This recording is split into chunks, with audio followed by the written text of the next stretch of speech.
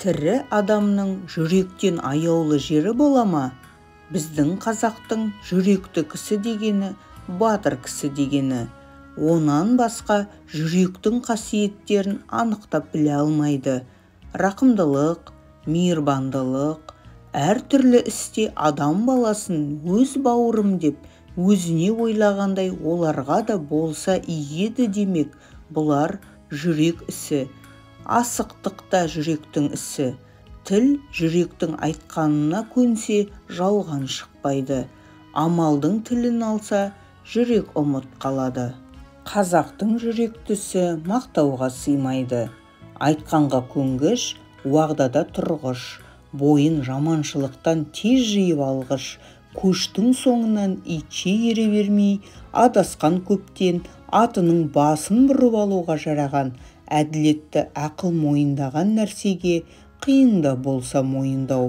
Әділетті ақыл мойындамаған нәрсеге оңайда болса мойындамау ерлік. Батырлық осы болмаса, қазақтың айтқан батыры әншейін жүректі емес, қасқыр жүректі деген сөз. Қазақта адам баласы ғой, көбі ақылсыздығынан азбайды.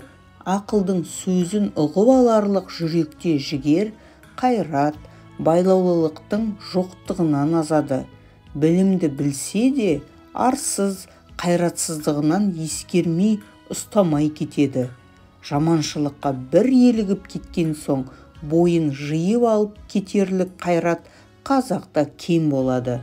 Осы жұрттың көбінің айтып жүрген мықты жігіт, ер жігіт, пысық жігіт деп ат қойып жүрген кісілерінің бәрі пәлеге, жаманшылыққа елдіртпек үшін бірін-бірі айда батырлап қыздырып алады да, артын ойлатпай азғыратұғын сөздері.